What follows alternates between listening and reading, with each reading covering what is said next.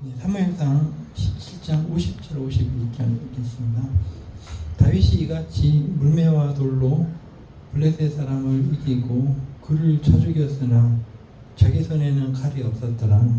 다윗이 달려가서 블레셋 사람을 밟고 그의 칼을 그 칼집에서 빼내어 그 칼로 그를 죽이고 그의 머리를 베니 블레셋 사람이 자기 영상이 죽음으로 도망하였다. 아멘. 다윗은 아직 어린 나이였습니다. 그러나 하나님을 모욕하는 골리앗과 싸웠습니다. 이 골리앗으로 말하자면은 우리가 엊그제도 읽었듯이 몸에 이것저것 막 치장을 한 그 사람이었습니다. 투구도 쓰고 노투구도 쓰고 또 비닐 장군들이 입는 비닐 갑옷을 입고 그리고 또 허벅지나 이런 종아리 이런 데를 보호하기 위한 각반도 잡고 그 완전 무장을 한 사람이었죠. 그리고 공격용 무기로는 칼과 창과 단창을 가지고 나와서 이제 그 이스라엘 사람들 앞에서 시비를 걸었습니다. 그것은 하나님의 백성의 아버지가 되시는 하나님을 모욕하고 이렇게 대적하는 그런 것이었죠. 그런데 우리가 사는 사회도 역시 마찬가지인 것 같습니다. 우리 앞에 사람들이 굉장히 권위적으로 나서서 자기들이 뽐낼 수 있는 모든 것을 다 가지고 뽐을 내거든요. 그것이 지식이든 돈이든 사회적인 지위든 과거의 화려한 경력이든 간에 자기들이 내세울 수 있는 모든 것을 자기 몸에 치정하고 우리를 공격하거든요. 그런데 인간이라는 게 언제 가장 진실할 수 있느냐 하면은 그 치장을 다 벗어버리고 그 치렁치렁 사람들에게 자랑하던 치장거를 다 벗어버리고 날 때 비로소 벗어버릴 때 비로소 그 인간다워지는 것입니다. 골리앗은 온갖 치장을 다 하고 나왔습니다. 그것은 마음에 벌써 그런 것들을 치장함으로써 자기가 숨기고 있던 두려움을 나타낸 것이었습니다. 그렇게 당당하면은 앞에 자기랑 싸우겠다고 나온 소년이 칼도 들지 않았고 갑옷도 있지 않았고 그냥 막대기 같은 거 하나 들고 나왔을 때 이 블레셋 장군 골리앗은 자기의 무기도 다 내려놓고 그렇게 당당하다면은 자기가 치장하고 있던 모든 자랑거리들을 내려놓고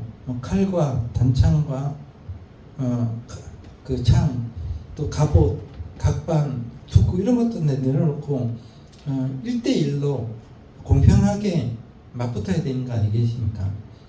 그게 두려움이 없는 사람이죠. 그런데 그는 자기가 할 수 있는 모든 것으로 자기를 보호하려고 치장을 하고 더구나 방패를 가지고 자기를 가려주는 사람도 앞에 대동하고 다윗과 싸우려고 서 있는 것입니다. 이것은 이 세상 사람들이 하고 있는 일과 매우 유사합니다.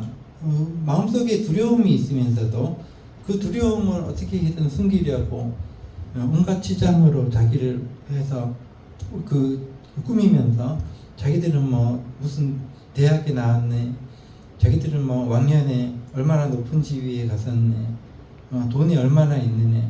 그래서 그런 사람들 치고 마음속에 두려움과 어떤 그 열등감이 없는 사람은 없습니다. 다윗을 보십시오. 다윗은 왕이 갑옷을 입혀준다 그래도 이것은 그 저랑 맞지 않습니다라고 얘기하고 자기가 원래 입고 다니던 옷을 입고 또 원래 사용하던 그 돌 같은 무기를 손에 들고 그냥 꾸밈 없이 나가서 골리앗과 싸웁니다.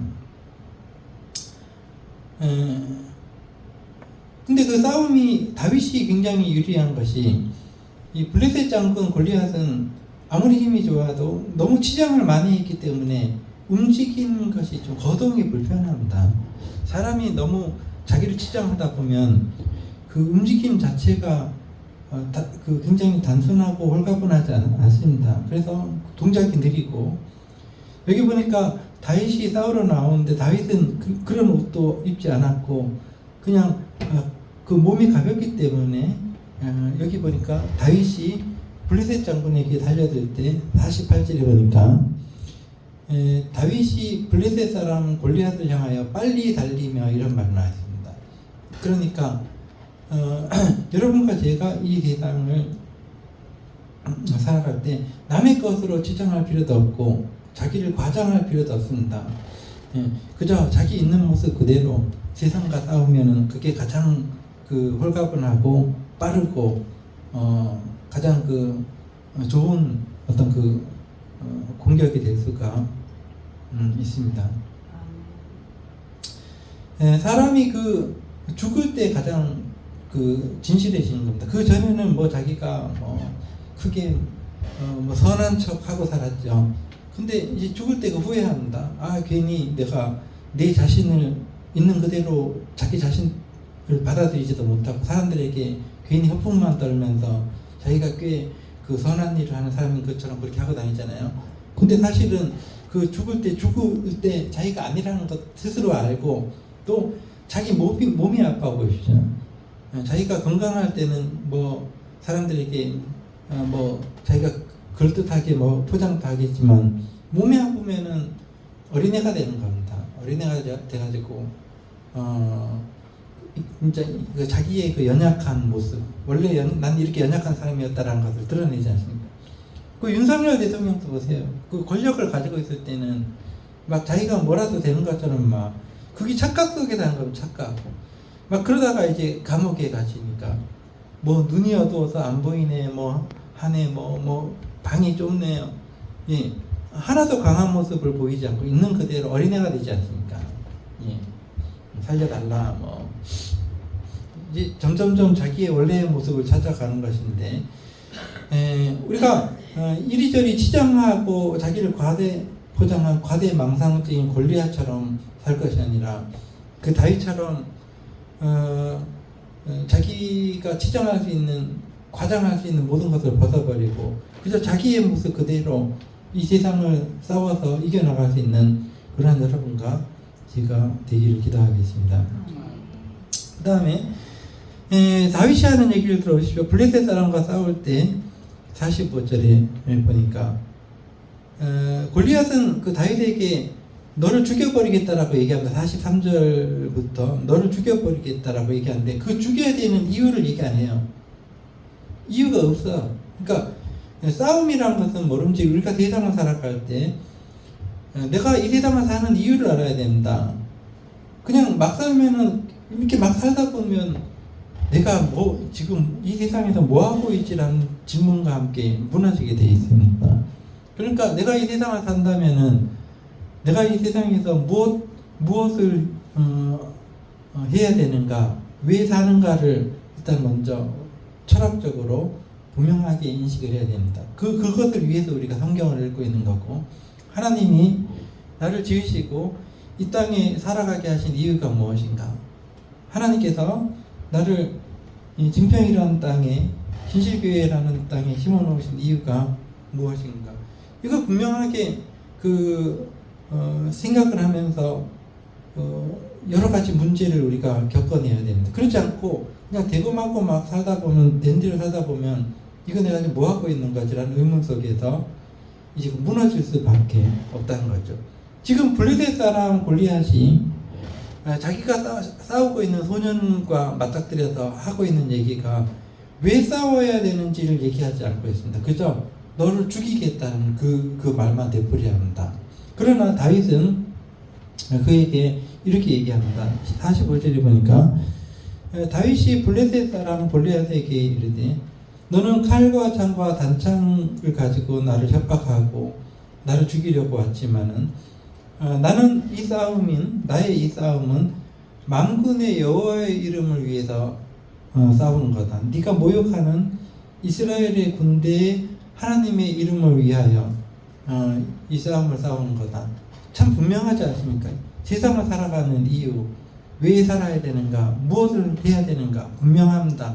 그러니 여러분과 제가 이 세상을 살아갈 때 명분이 없는 삶은 의미가 없습니다. 왜 살아야 되는가를 얘기하지 못할 때 그 삶은 의미가 없는 것입니다. 1975년에 끝난 베트남 전쟁을 기억하시죠? 여기 베트남 전쟁에 갔다 오신 분도 있는데 1955년 정도부터 그 베트남에서 일어난 전쟁이 베트남 전쟁입니다. 그때 베트남은 남북으로 우리나라처럼 갈려서 북쪽에는 공산주의가, 남쪽에는 민주주의가 사람들이 그렇게 나눠졌었습니다. 북한과 우리가 이렇게 갈라졌듯이. 자, 그렇게 싸우고 있을 때 미국이 참전을 했습니다. 그 이유는 단순히 그 베트남이 공산화가 되면 소련에게 그 베트남이라는 나라를 공산주의 국가로 이렇게 뺏길까봐 굉장히 단순한 어떤 생각이었죠. 그래서 미군을 보내서 공산주의가 되지 못하도록 그렇게 하려고 했던 상황입니다. 근데 문제는 뭐냐면은 한 10년 정도 미국이 참전해가지고 미국이 물자를 어마어마하게 갖다 쏴보거든요. 3년 동안 100톤이 넘는 그 미사일을 터뜨리고 폭탄을 터뜨리고 쑥대밭을 만들어놨는데 미국과 싸우는 북쪽의 베트남과 남쪽의 베트콩들은 싸워야 되는 이유가 분명히 있습니다. 민족이라는 거. 우리 민족을 다른 민족의 손에 맡길 수 없다. 우리가 싸워서 자립해야 된다. 이거죠. 근데 미국은 뭡니까? 남의 나라 땅에 가가지고 고작 그 나라를 민주주의로 계속 지켜내겠다고 물자를 쏴붓고 미군들을 보내고 해서 수없이 많이 죽고 그러면서 미국은 이거 우리가 뭐하고 있는 거지? 병사들 자체가 싸우면서도 이거 이 남의 나라 땅에서 우리가 뭐하는 거지? 이유가 없어요, 다는. 그러니 점점점 회의감이 들고 밀릴 수밖에 없는 거죠. 그러나 베트콩 남쪽의 그 공산주의자들과 북쪽의 베트남 그 공산주의자들은 우리 민족은 예로부터 중국이 곁에 있어요. 중국이 침입해와서 베트남은 자기 나라를 지켜낸 민족입니다. 어떻게 보면은 어마어마한 정신력을 가지고 있는 사람들, 베트남 사람들.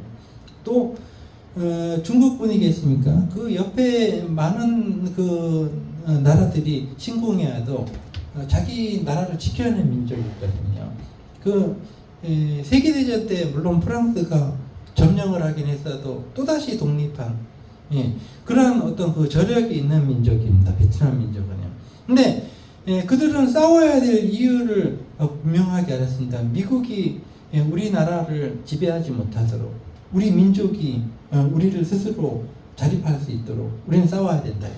그래서 폭탄을 아무리 쏟아부어도 그 땅에 굴을 파고 그 안에 들어가서 숨어서 그렇게 버티다가 밤에는 나와가지고 또 싸우고 그러니까 정신력입니다. 정신력. 그래서 세계 최강국인 미국이 오늘날도 최강국이지만 당시 세계 최대의 강국인 미국 오늘날까지 전쟁에서 져본 적이 없는 미국이 딱 한 나라에만 졌습니다. 베트남 상대적으로 그 미국과는 상대가 안 되는 어떤 그 무기를 가진 약소 민족이라도 자기들이 싸워야 될 이유가 분명하니까 싸워서 이겼어요. 미국이 손을 들고 고개를 절레절레 흔들면서 도망쳤습니다.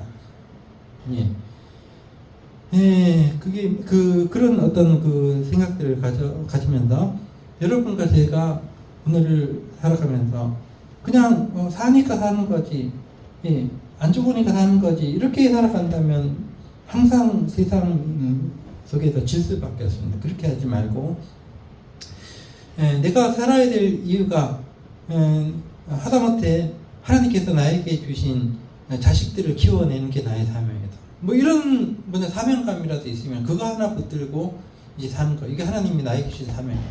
또 내가 이 교회에서 있는 것은 하나님께서 나에게 이 사람들에게 뭔가 나를 통해서 베풀게 하기 위해서 나를 도구로 쓰신 거다. 이런 어떤 사명감을 가지고 한다면은 교회 봉사도 가능할 거고, 무너지지 않을 겁니다. 모든 일이 그렇습니다.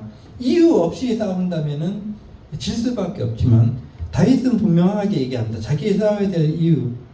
너는 칼과 단창으로 나를 죽이겠다고 하지만 나는 싸워야 될 이유가 있다는 거죠. 만군의 여호와를 위해서, 그 이름을 위해서 싸운다는 거죠. 그러면서 확신을 가지고 있습니다. 오늘 하나님께서 너의 목을 나에게 넘기실 거다.